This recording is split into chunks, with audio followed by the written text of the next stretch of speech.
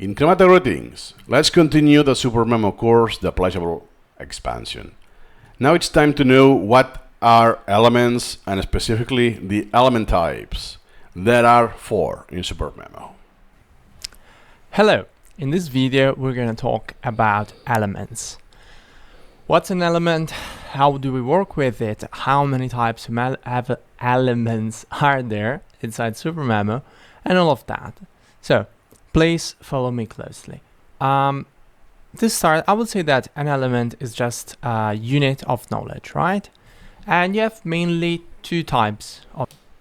Not necessarily knowledge, but a more broad definition is that if you remember the knowledge tree, we have everything, any element in the knowledge tree, it's a thing. So it may have a different color, a different letter or icon, but is an element. So every element shares something. Then they have different attributes, different behaviors, different properties, and so on. Then, if I go to my collection, because this is the minimum example, everything in my knowledge tree, all of that are elements.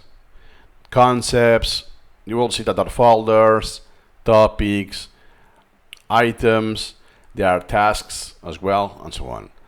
Then when I want to see anything in the, let's say, outstanding, so all you see here, every row is an element. So like in rem node, everything is a rem, in case you're familiar with rem node.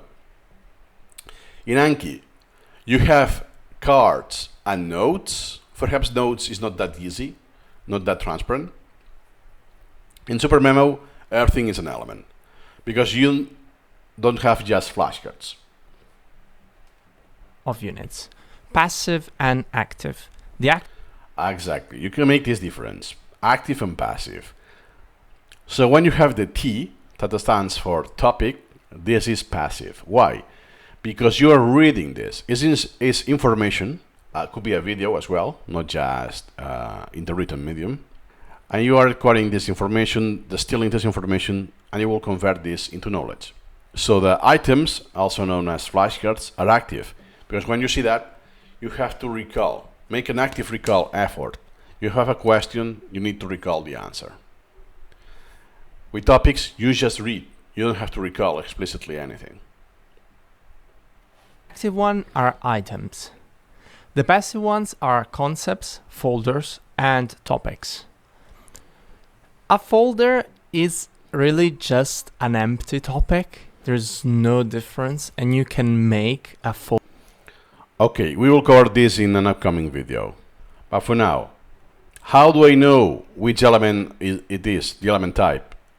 One is what you see in the knowledge tree, by the color, or by the letter, or the icon. And then, I also have this, here. It says, remember, this is the element data window. The first row inside the status tab, it says the type. So if I go here in education, now it says concept. If I go to here, now it says item.